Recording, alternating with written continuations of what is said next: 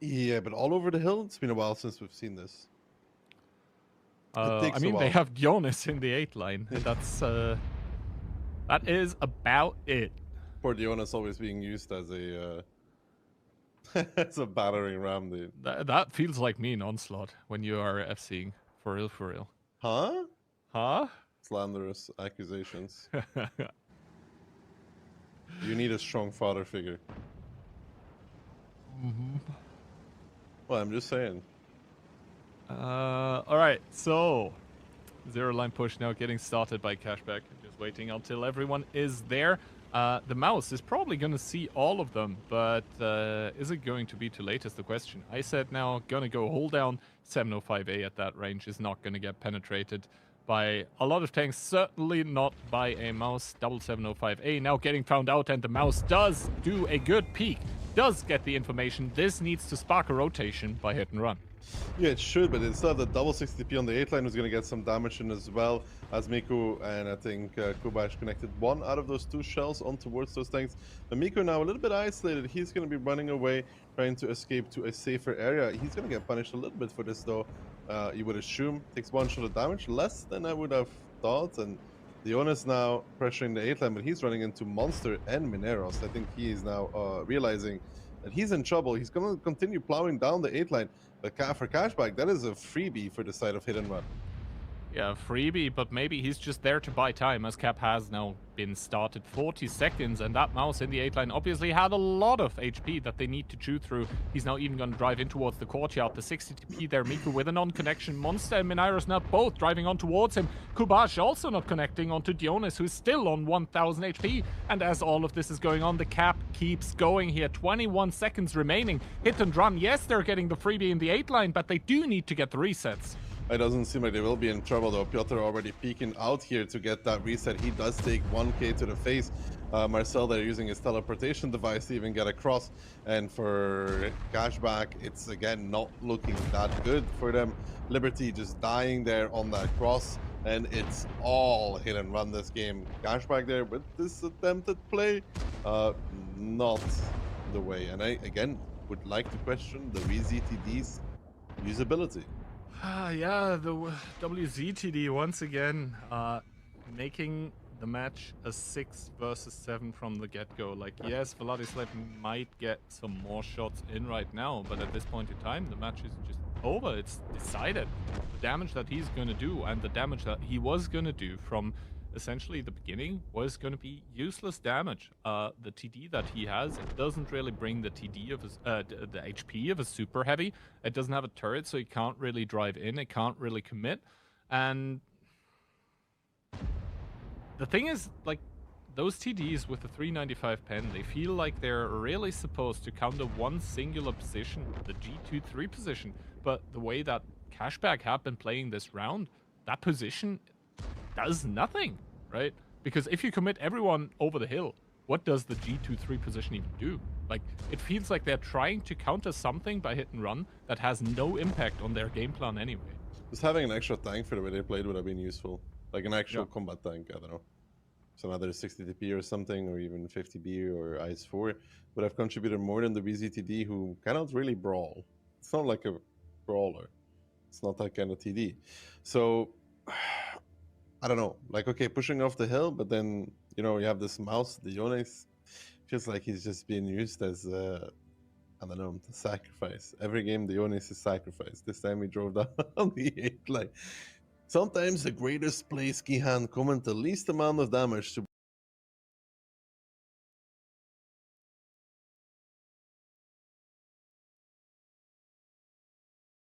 bring victory to your team.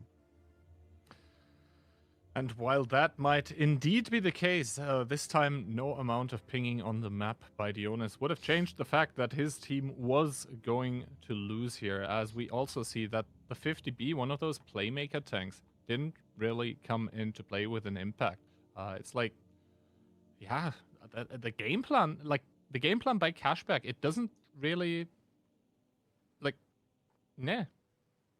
I don't know how to phrase it properly in a way that, you know, conveys how weird I find how they played this round. There was no underlying concept as towards this Himmelsdorf attack, I think.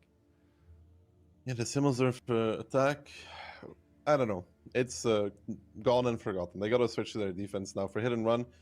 I think this was kind of a freebie, a little bit, Kian.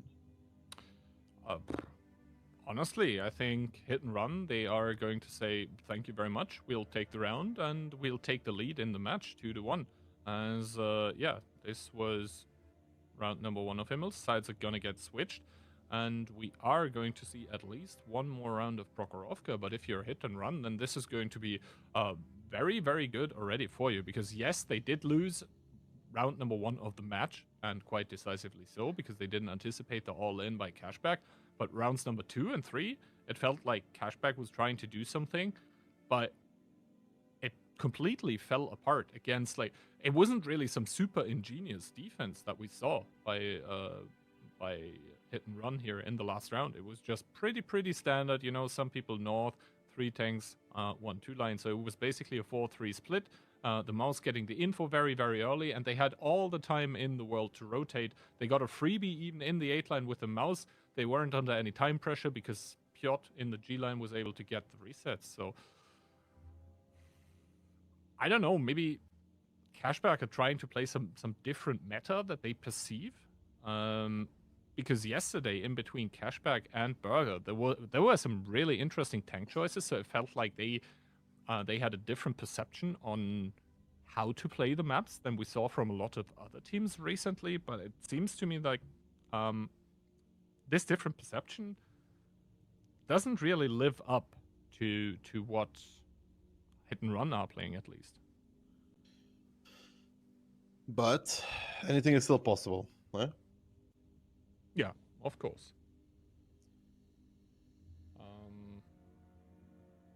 With every single round. It's a bit worrying, though. I don't know. Like, you do display, sure, but display with a BCTD is... I should have asked them what the Yeah. what the idea was. And now we do have hit and run coming in with a 113 double 60 TP, double IS4 mouse and E5. On the other side, though, The other side, we have the triple 60p, the i7, the mouse, the 75A, and the E5. So no shenanigans there, at least this time around. Makes me happy. Does it make you happy? First of all, it makes me happy that we do now finally know that a restart has been confirmed. Apparently, one of the players on the hit and run lineup had a reset. But already from the lineups of either team, I think we can confirm that you know, the Cashback team was pretty heavy, but so was the hit and run team. So both of those teams coming in with a lot of super heavy. So basically dropping the finesse here entirely, it seems. I like that they're not doing any shenanigans this time around. And from hit and run, like I said yesterday, they're not that kind of team that would do that anyways. Like pick some random tank there. Like, is this genius or insanity? So far, it wasn't genius. I mean, the VZTD has 0% win ratio. Yep. But I mean, the whole ReTD also started off with a 0% win rate, I think, in the first 3 appearances that it had, and then it really started picking up. So we'll have to see about that one. In the end, though, yeah, hit and run just super solid. And also, it feels like those WZ and 268 TD picks that we see time and time again. It feels more like something that you would do in advances, like, hey, come on, let me play Grilla or something. Grilla. It's Grilla. It doesn't really feel like something you would expect to see in the playoffs of the Bot 7.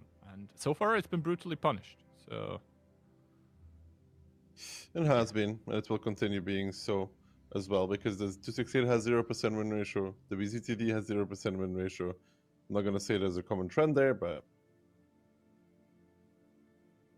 Yep. Maybe a little bit. Huh? Maybe a little bit. Yeah. Maybe. Anyway, though, I think the players should all... obviously, with that reset here being used by the team of Hit and Run, this means that the singular reset that they have as a team in every match has been used. They might be switching in a different player in case that happens again. We'll have to see. But obviously they can't really change the tanks. Like, and by they can't really, I mean they are not allowed to. So they can't really, but if they try sneakily, if nobody notices, we are gonna have a stern watch on that one. I am pretty taken aback by how heavy the lineups was. Like I'm going through it right now, and one team had like triple 60 TP, that is cashback. Then they have IS7, E5, mouse, 705A, stuff like this. And on the other side, for the team of hit and run, it wasn't much lighter, right? Both of those teams just throwing it at each other. Actually, for hit and run, we had the 113 double 60 TP double IS4 mouse E5. So a lot of HP on either side, but that in turn means that the rotations are going to be slow, actually. So is that more of an advantage for the attacker or defender, do you think? It depends on the openings, to be honest. Like, it completely depends on the opening. This Cashback lineup can still control the map, Tokia, and they have the I7 for quick mobility. We've seen this courtyard surround, as I would call it, right? Be the I7 like a D4, you pressure the 8 line, kind of like hit and run hat. It's honestly 50-50 for both teams. I don't think it really matters. It would have been worse for hit and run if they were light, but they have about the same HP, the same level of alpha. I think that will be okay. Right, hit and run opening wise, I mean, sending everyone through the K line. And the thing is that Cashback, they're sending one IS7. Are they sending? Look at the equipment. Look at the equipment already. Low noise exhaust on the heavy tank here, and he is going all the way to the red line, making sure he shouldn't get spotted. Kubash, that is. And indeed, he does not. Piotr, though, getting spotted. Monster there, crossing as well with the low noise. I think the first time we saw this tactic employed, actually, was from our glorious friends over from the NA server. So we can really see both servers being able to sort of, give each other a few ideas as to what to do. But I don't really think that this K3 trap by hit and run right now, because that's essentially what it is, I don't think it's really gaining a lot of traction, because Cashback is being very, very cautious. Yeah, and if it doesn't result into anything, Kihan, then you just brought low noise exhaust for nothing.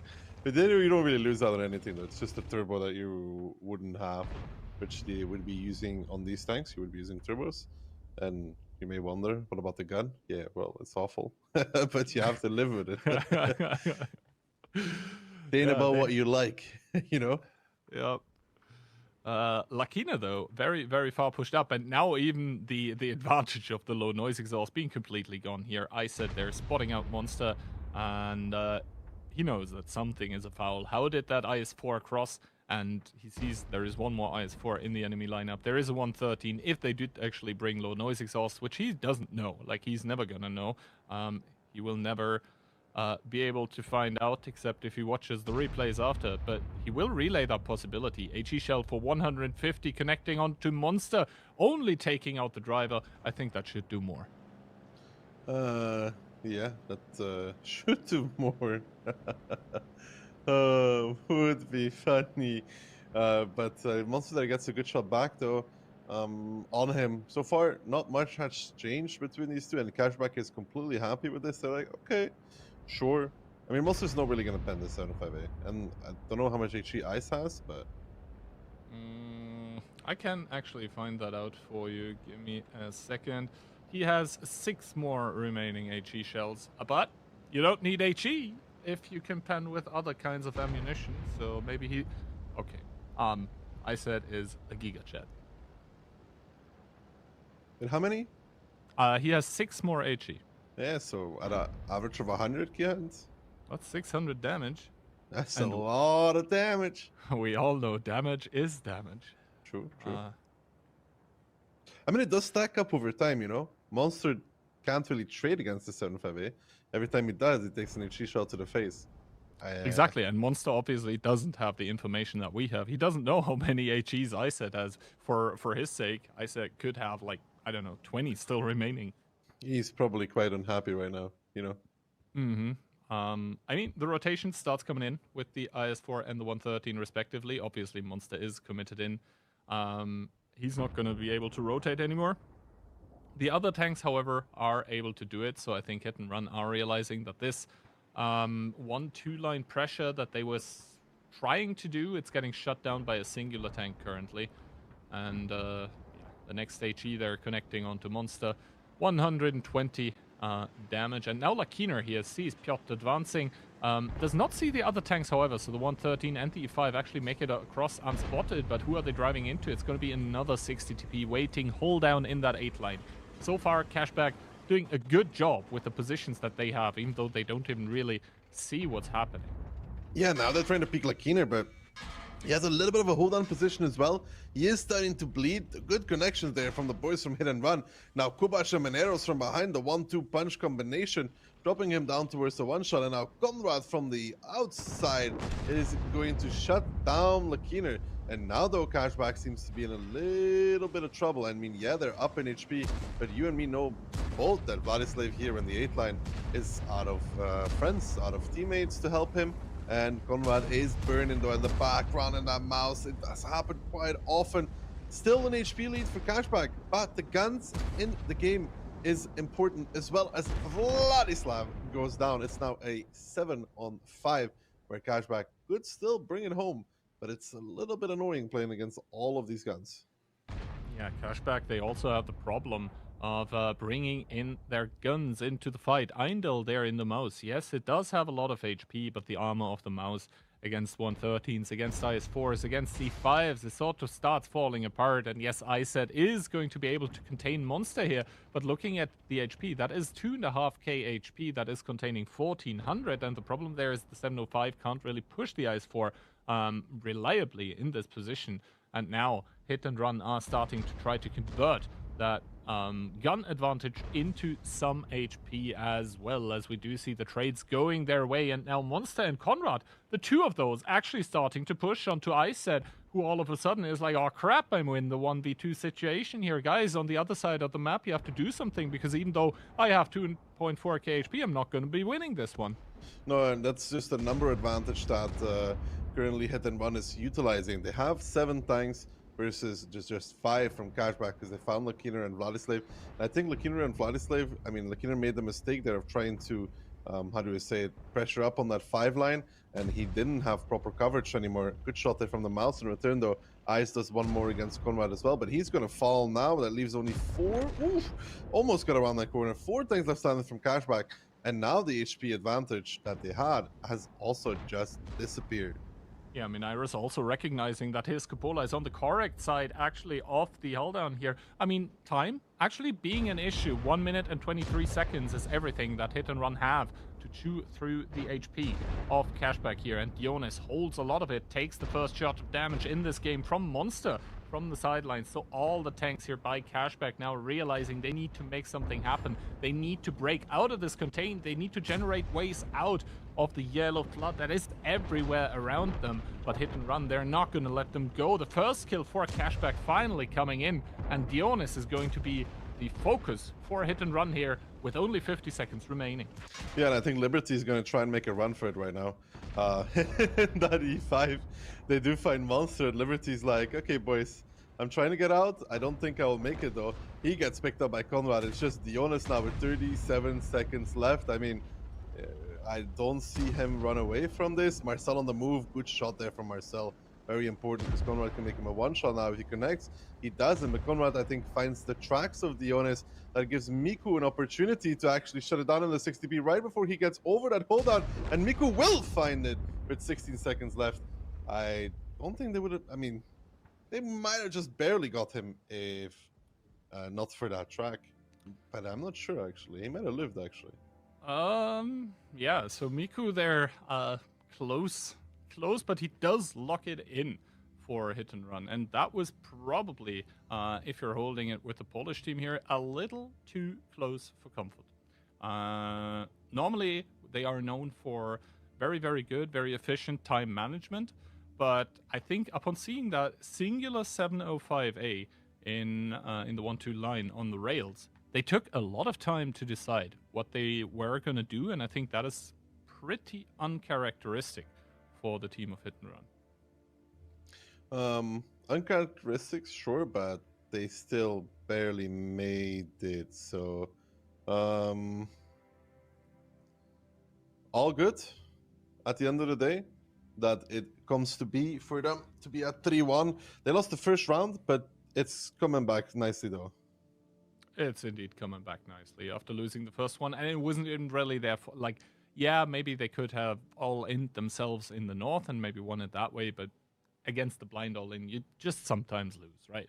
So after Tundra being split 1-1, we now have Himmelsdorf, which actually was Cashback's pick, going hit and run's way 2-0. And we are back at the thing we said at the start of the match, that Himmelsdorf might be the difference maker here.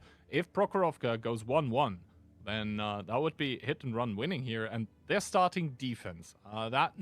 That doesn't necessarily mean a whole lot. Prokhorovka recently, I think we all agree, has been a bit offense-sided, but also we've seen some new approaches being played on some maps, and I think this is the first time we actually see Proko here on the official stream this weekend, so who knows? Who knows, but I'm thinking back, and I think hit and run on Prokhorovka is usually a decent combination, to be honest. Like when I think of them and Opur and Prokhorovka, I don't really have bad feelings towards it. I think they're a good team on it. I don't know about Cashback that much. This round, I think they got a little feeling like they had to do something. And that 50p pushing up on the 5 lane, it may look like it was an okay trade, but gun in the game is so important on Himmels. Because you could see once they had those 2 extra guns, Monster and Conrad, okay, they're not super healthy, but they kill a full HP 705A because he's alone. And it just snowballs from that point. If they were just holding, I don't think they were in trouble at all. Like if they just held the 8-line positions that they had, I don't see head and run come into it. Yeah, at the end of the day, that always is the problem that we see some teams have, essentially, when they're kind of newer on the block. And we still have to remember, essentially, Cashback is one of those teams that was transferred over from the ex-CIS cluster. And as far as I know, there wasn't or isn't really like the long-standing 7v7 tradition that we have now established here on EU and NA.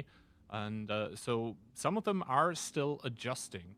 And, just this experience of years and years and years of playing that can sometimes just give you that cool, give you that calm that you need to push it over the finish line by sheer force of willpower. Maybe that wasn't there for them in that past round. Maybe that was how Hit and Run were able to edge it over the finish line, but all of that doesn't matter. At the end of the day, 3-1 match point Hit and Run. So now it's going to be an uphill battle for the boys of Cashback, who are fighting for tournament survival. Fighting for tournament survival. The first round was good for them. The next 3, not so much. But Prokhorovka, Kihan, any team could take it 2-0. So I don't see why Cashback couldn't. I mean... Yeah. I was actually watching and adminning the NA matches yesterday, and one match was 3-1, and then it ended up being a 3-4. So maybe we're going to see that one again. That one was actually in between Bears and Dopamine, with Dopamine dropping out. But that is a story for not another day, but for later today, actually. First of all, we have the first match point of match number 1 here in between Cashback and Hit and Run. Hit and Run trying to convert it into match victory with double CS, double S-Kong, triple I7. Triple I7 versus the triple I7 from Cashback as well. The Conk, the BAT, the CS, and the STRV. Now, I think the name of the game is getting that STRV to contribute in the game, right? Yes, exactly. But I think if you're the STRV, you're not too worried about the enemy lineup. Like, yes, there is the triple I7 that's going to overmatch you, but all of the other tanks, if you angle towards them, they have to hit your cupola, and even at short ranges, that can be kind of iffy. Opening-wise, Cashback sending 1 bat towards the hill, sending IS7 and S-Kong towards and across the rails, sending 1 S-Kong, I believe, middle, everyone else towards 1-2, and Piotr here with that CS63 by the team of Hit and Run is getting sent on towards a scouting run. Doesn't really see a whole lot right now. I think Miayu is doing a very, very passive way towards the hill. He does see the S-Kong, he does see the IS7. Information gained for Hit and Run. Information gained for Hit and Run. with this info from Piotr in that CS63. It's kind of taken the role of T100s on this map. But the bot is taking the hill in return, though. And near you will respot Piotr coming up. And he might even spot Marcel and Kubash, no? Miku, first of all, in the back lines, taking a shot for his troubles in that S-Kong. At the same time, the I-7 of Conrad, I believe, in the F2-3 ditch, has taken a shot of damage as well. And now here, the full spotting setup. So Medium's definitely taking the role of lights in this matchup here. Piotr now getting outspotted by Niu. I don't think he really realizes where Niu is currently. We'll have to see what that double IS-7 in the middle is actually supposed to achieve. Actually able to achieve, as I think they're currently pushing across the open field, pushing onto Vladislav.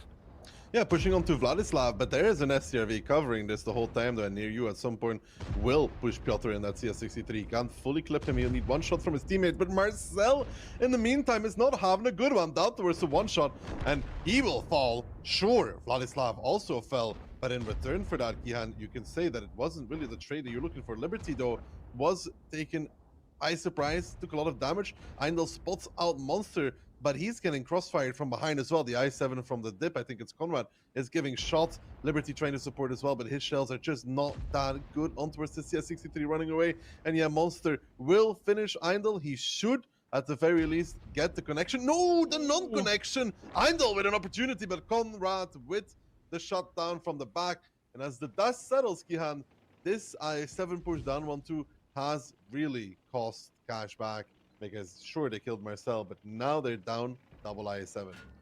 And the fact remains that actually Piotr in that CS63, yes, he's been spotted for a long time, but he hasn't really taken any kind of damage yet. So near you in that bedchat cannot actually commit on towards him. He can't hope for for basically the fire or anything else to help him. And we can see Iset here controlling everything, but the shot does actually not connect in towards the side turret. Both of those shots actually going low. He's not going to be happy with that one. Doesn't really have shots on towards the IS-7 either. Is trying to control everywhere and nowhere at the same time. As Dionis in that IS-7 falls as well, and Niu has to give up the hill. Gets connection after connection. Gets set on fire. Gets shot down. Yeah, near you on the runaway there. I think everybody and anything hit him, and Marcel with the perfect shield for Kubash, who's like, nah, you can't hit me. I mean, you can HG me, you can't hit me. For Cashback there, again, I think reaction issues, you know. The owner is getting called out on the right side of the map by Piotr, who couldn't get pushed by near you because, you know, 2,250 is too much for Path to clip. Then Liberty and Eindel on 1-2, getting outplayed by Monster in the CS, who had the spotting equipment, so they won that side as well. And sure, like, they killed Marcel for this mid push, but they lost everywhere else.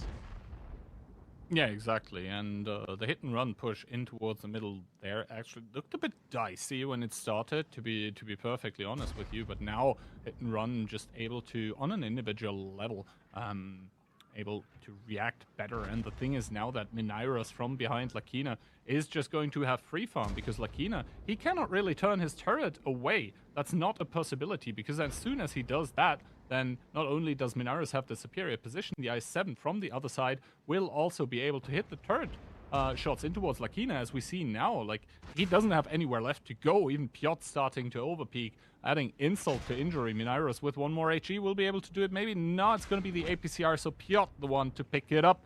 And all of a sudden, Liberty and Iset, the two tanks left here for Cashback in this round, in this tournament. But I think hit and run on their defense, they've done more than enough to stay in the tournament and knock Cashback out of it.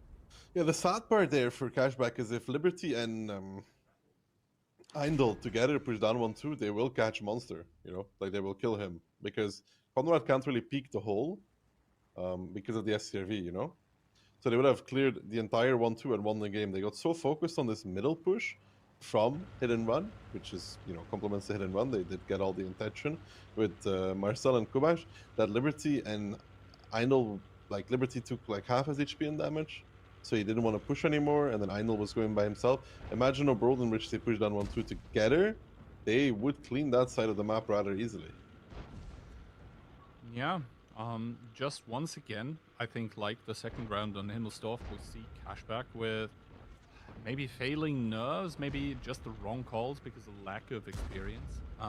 But the team of Hit and Run after the first round, where we really, started doubting them, where perhaps we shouldn't even have.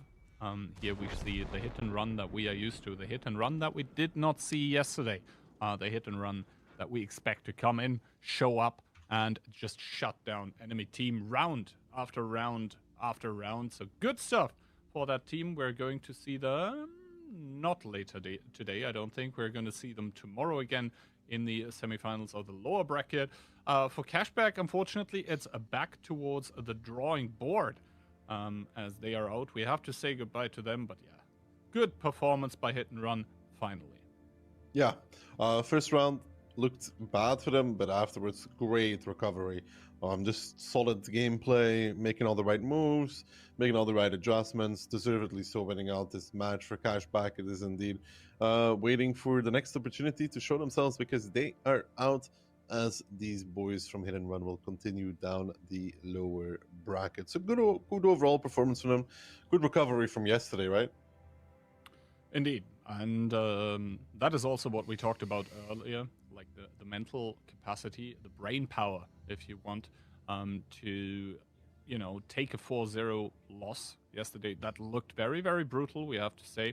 And just come back, lose the first round. Not really their fault on an individual level, just reading the lineup wrongly. But then 4-0 clean sweep.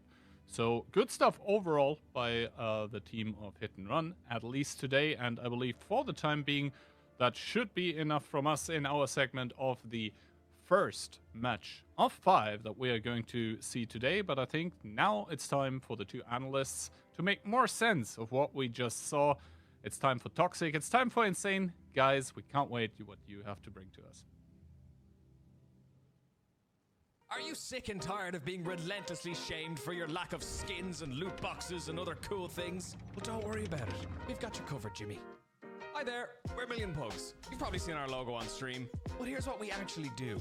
Million Pugs earns you skins and in-game rewards whenever you shop online. When you shop with any of our partnered brands, you earn our own loyalty points, called Pugs. You then swap those Pugs for some spiffy World of Tanks loot like premium tanks, premium account access, and gold. Anyway, head on over to millionpugs.com now and sign up for free.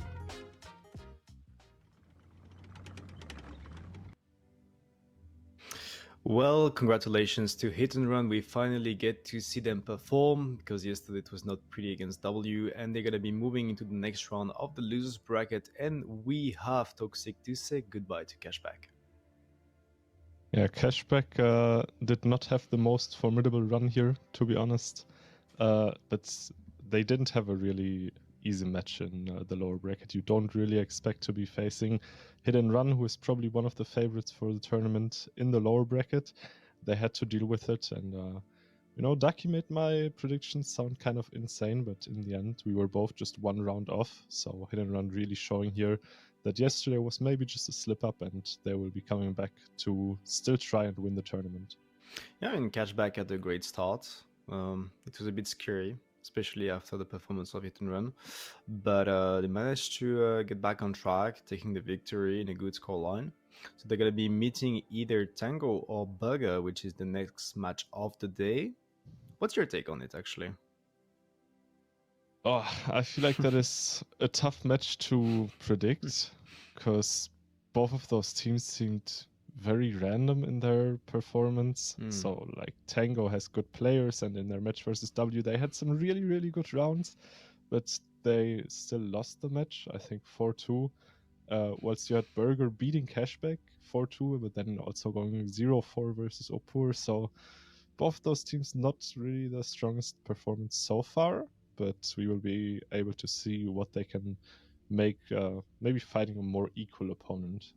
Yeah, I think it's the hardest match to predict out of everything we have today, if I'm not taking in consideration NA, which is a bit hard for us. We don't know the teams as much as some of the NA regions, but Tango Burger, that's going to be definitely a good one. But just before that, we should probably take a look at the replays to see what happened between Cashback and Hit and Run.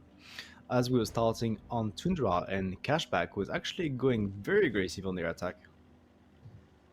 Yeah, I think Hit and Run not really ready for what Cashback was throwing them. Maybe not quite expecting such an aggressive approach, especially fighting a, so to say, stronger team. You don't usually see teams fighting this aggressive, so well done by Cashback, actually bringing the fight to hit and run and surprising them, and even taking the first round.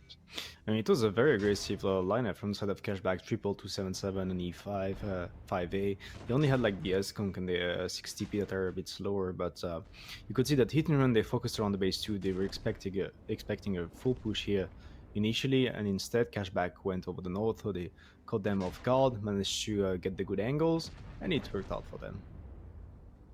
Yeah, so the hard task for hit and run in this situation is you lost 4-0 the day before, and then you start the day off with a loss, so you should be worried, right? Because if you lose this, you're out of the tournament. Ducky said it's not really great for the upcoming WCI tournament.